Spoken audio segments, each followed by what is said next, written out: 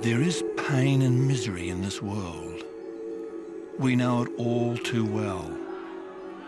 It's the fallout from a conflict between darkness and light, right and wrong, death and life, doubt and trust. We feel this conflict in our own lives. You know that feeling we get when we do something without regard for someone else? When we make life all about us? And we ask ourselves, where is all this heading? How did this conflict begin? Who are the major players? And what's our role in it? Deeper still, we wonder how long it can go on and what will happen to end it. Will it be our darkest nightmares? Or is there another future? Beyond the conflict in our world is the search for meaning. A search for an answer to the question that began this conflict we see all around us.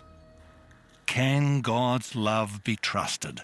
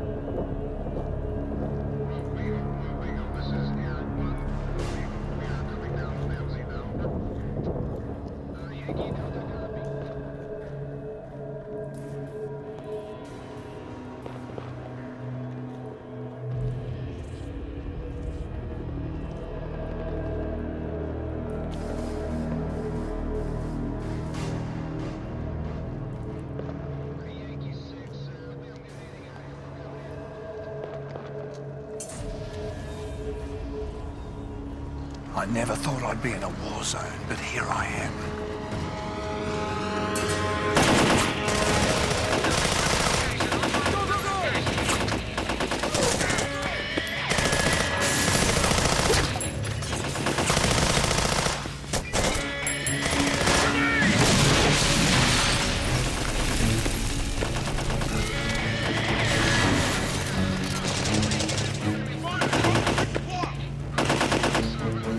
There are 30 wars on the planet every year.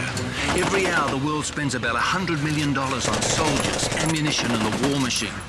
In fact, the world spends 80 times more money on the military than it would cost to provide basic water and sanitation for the entire world's population. So I'm pretty safe in saying that our world is a battlefield.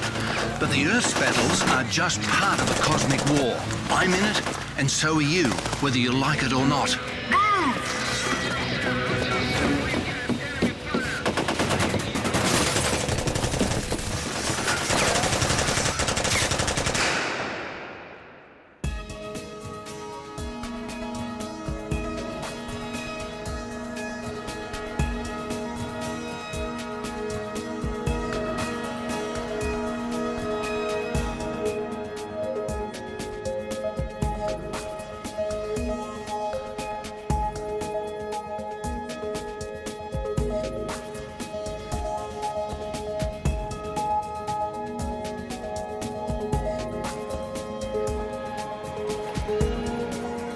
There we go. This is fun. Oh, yay! All right, let's get him while he's down.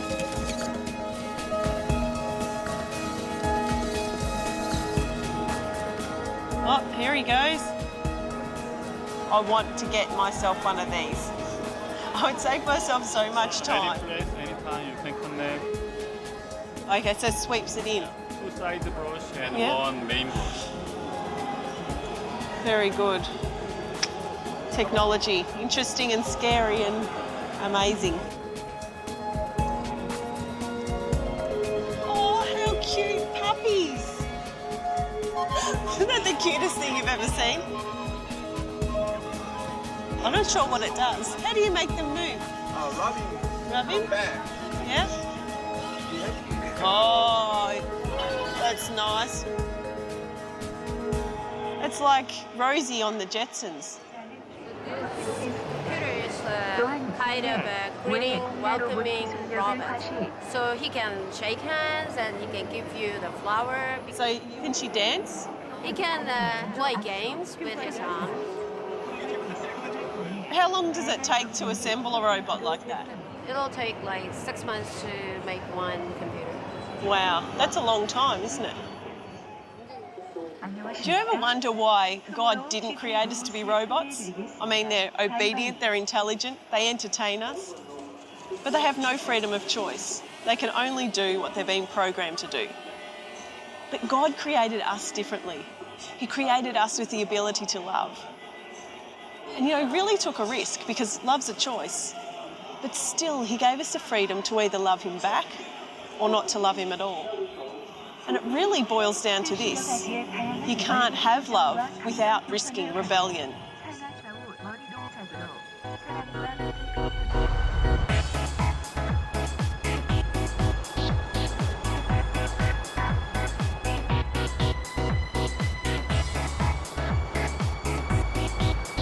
Check that out. What about that? What about that?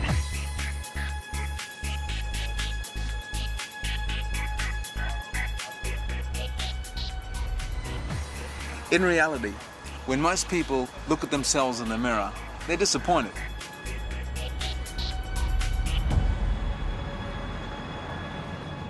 The Bible talks about an angel called Lucifer, who was so good looking that he is described as being the model of perfection, full of wisdom and perfect in beauty. He was a big star in heaven.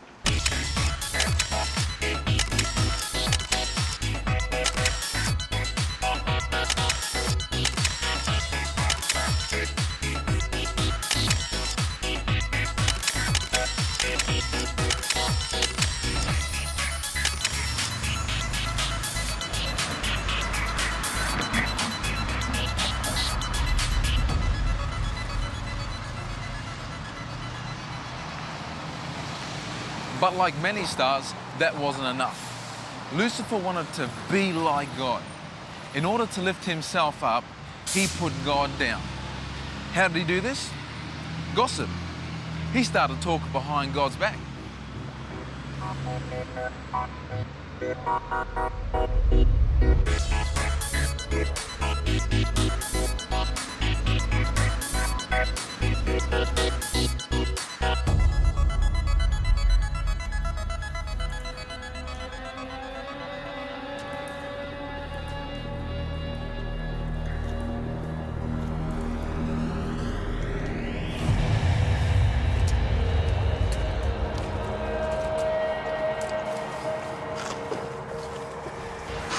And there was war in heaven.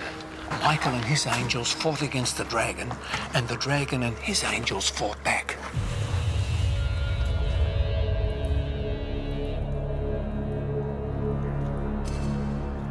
We've come to expect war down here, but no one would have ever expected war in heaven. Well, that's precisely where this cosmic war started.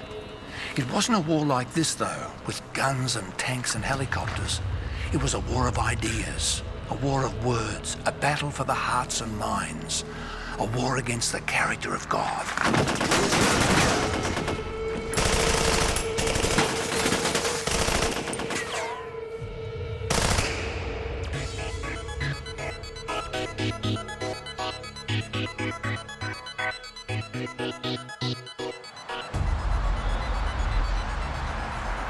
A picture says 1,000 words. But what if the story is telling is fiction? Okay, going back, man. Whoa. Jessica, don't you love the theme? Bro, back up. Okay. Are you serious? Back up. For real? Push it. Gossip is big business and bad news sells. In fact, the right single photo can sell for more than $500,000.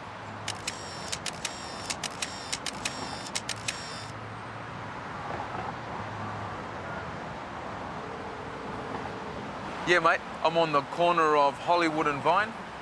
All right, but I'll see you soon. Bye-bye. Is the picture of God Lucifer sold to humanity accurate? Can any picture ever tell the whole story?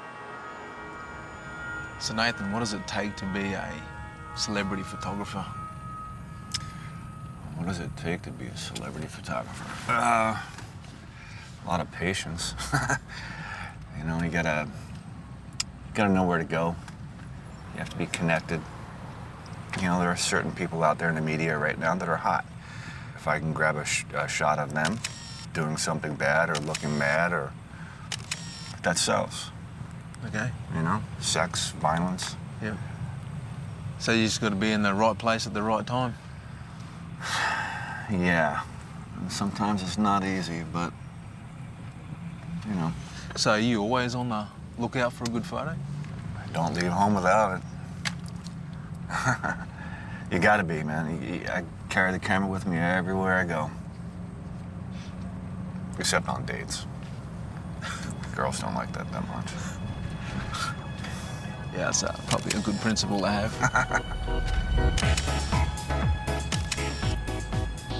So Nathan, what do you think fuels celebrity gossip? Inquiring minds want to know, man. You know, people, they just have that desire to know. And when you have a celebrity that's out there, that they're always looking good, they're always on the prim and proper, if there's a little bit of dirt floating around, people want to know. If I can get a shot of someone doing something stupid, you know, the public wants to see that because celebrities are not perfect, but they portray themselves as being perfect. Celebrities are always showing their good side. That's not fair, man. They can be a hypocrite and no one will ever know it until I got out there and exposed them. What's more important, the photo or the story that the photo can potentially tell? If you take the right picture at the right moment with the right person, then at least you have as a lead-in for a story, whether it's fact or fiction. Well, did she do it on purpose? Is she looking for that attention? I don't know, but the buyer of the photo might think so. You know, the 99% of the people in the world are going to make up their own little idea out of it, and that's going to sell the picture, you know? And yet that photo might not tell the whole story. No, it won't tell the whole story. It's the beginning, middle, or end of the story, you know, unless I take a sequence of photos.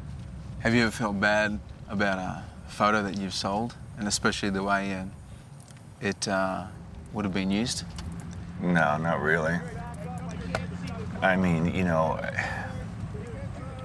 regardless of whether I sell the photo or someone else sells the photo, someone's going to make up some kind of caption to go with it, whether it's fact or fiction. So that's not my problem. I'm just doing my job, Okay. you know? Yep. So whether you're in the game or not, it's going to happen anyways. Definitely. And why shouldn't I be the one making the money?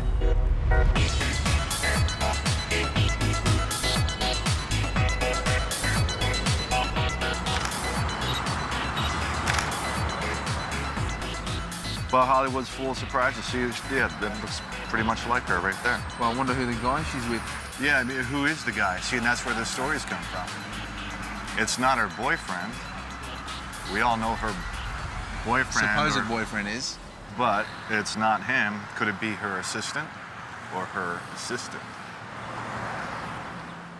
You could say that Lucifer was the first paparazzi photographer. I mean, he sold us a picture of God. We bought it and have been paying for it ever since. All right, man. I got to get going, eh? Yeah. You take care. All right. Good luck tonight. Thanks. See you later. Alrighty. Lucifer started talking behind God's back, mudslinging, and pretty soon it became a full-blown open confrontation. The sad thing for God, what hurt him the most, was that many of his angels bought the lie. So what does God do? What would you do?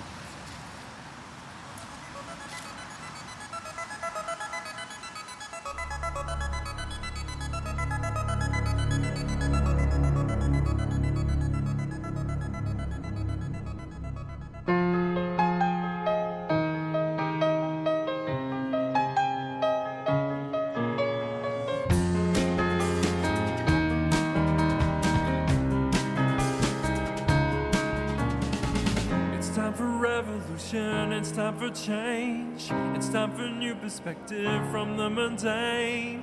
It's time to live like it's my last day. Thank you. That's amazing. God had several options when dealing with Lucifer. Could have turned him into a robot. That would have been a good short-term solution. Wonder what the other angels would have thought if God had have done that. You know, some people say that God should have just killed him and been done with rebellion then and there. But I wonder what the consequences of that would have been. It wouldn't really seem like a loving thing for God to do, would it?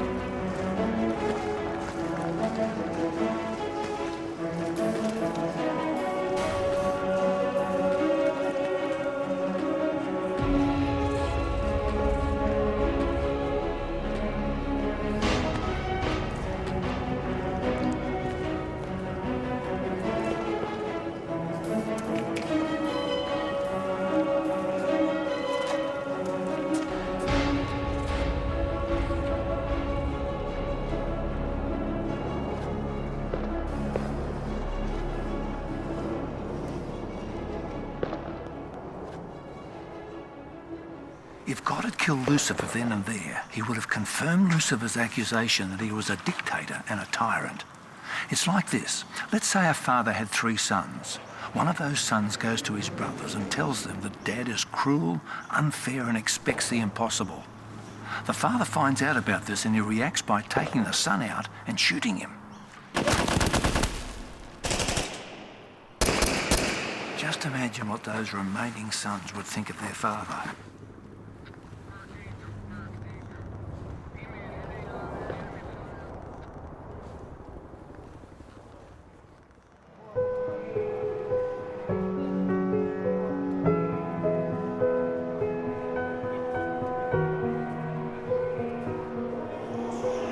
So God responded the only way love can respond. He had to let Lucifer go so that the true nature of rebellion could be revealed, and that takes time. Remember, before this, rebellion had never existed before. Nobody even knew what it looked like, let alone what the consequences would be. So Lucifer was kicked out of heaven and turned his attention to planet Earth, whose inhabitants were equally innocent to the devastating effects of rebellion.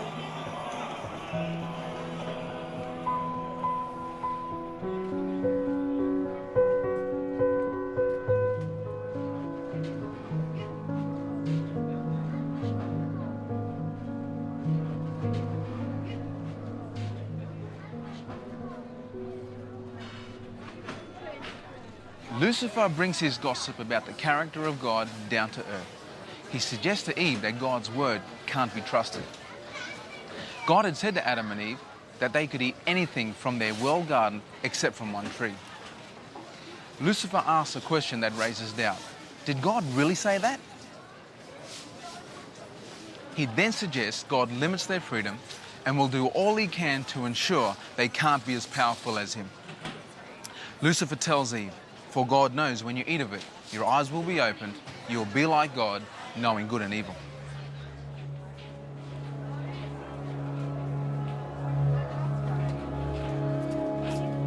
Thank you. Muchas gracias. Gracias.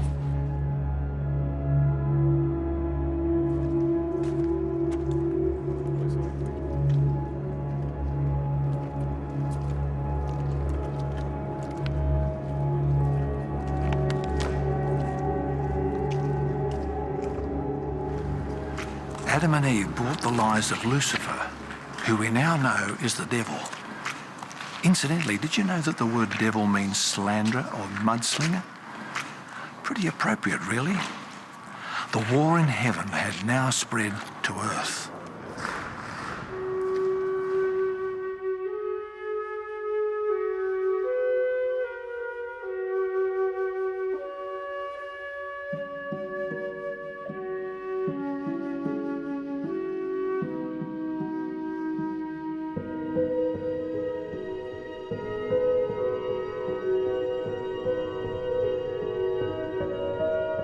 At the beginning of humanity's epic story, the first humans chose to listen to Lucifer's gossip, his whispers about whether God really did love us. And from that moment on, we lost sight of what we had with God. We bought the lies. And today, all around us, we see the devastation, the fallout from that broken relationship.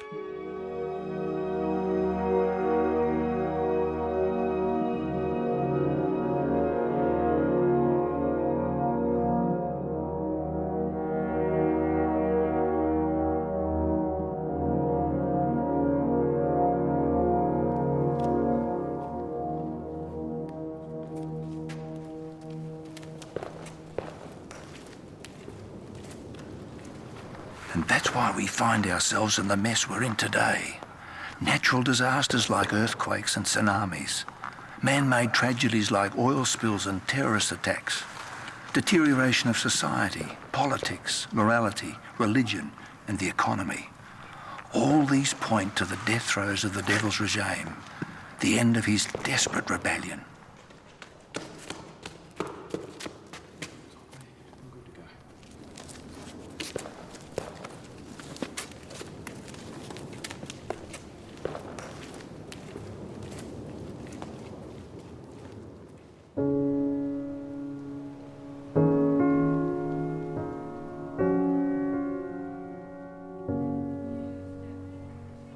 There's plenty of evidence for what's wrong with our world. But what's right with it? What hope do we have of being reconciled to God? Or is it simply too late? Has God given up on us?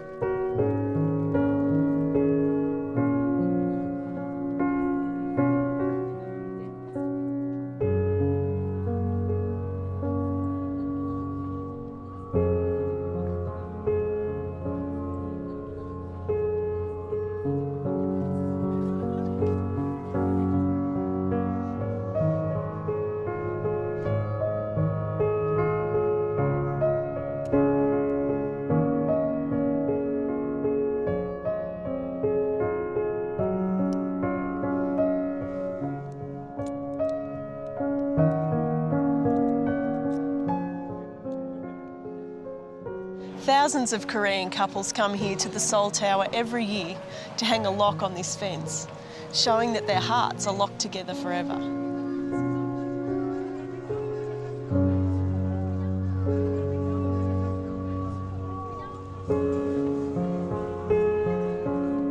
And you know, Jesus' heart is just like that toward us.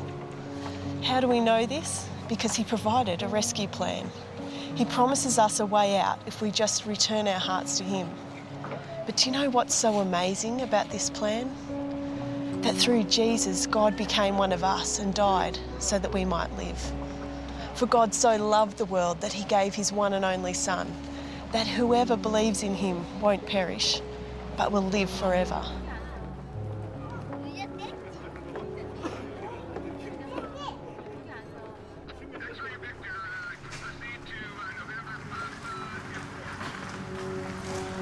The deciding battle in this epic conflict was when Jesus allowed himself to be nailed on a cross for us. We might have thought God was good, but this kind of love was beyond belief. On the other hand, Lucifer, the devil, was finally exposed for who he really was, a murderer and the father of all lies.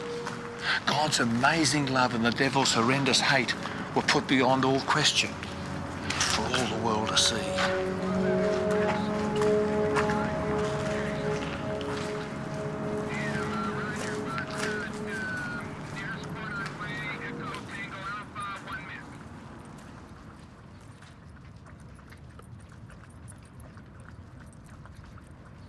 The devil's time is over. The game is up, and he's trying to take down with him as many people as he can.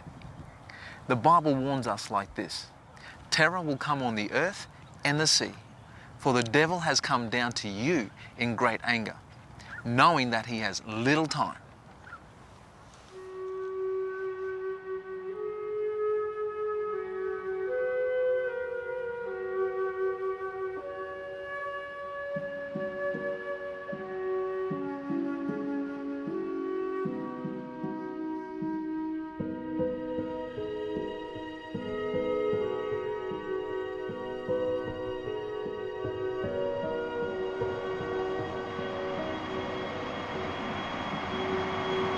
God promises us that evil and pain won't go on forever.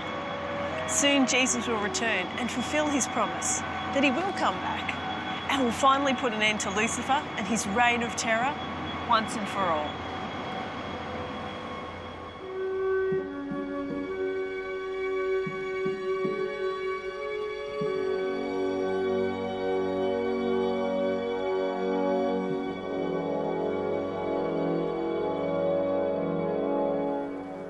Finally, the war is over. God and those who have chosen him are reunited. When we see this big picture that God has revealed to us, the issues become clear, the choices more distinct. God's character is shown for what it really is: love. That's the God I want, the God of love. God wins, love wins, we win.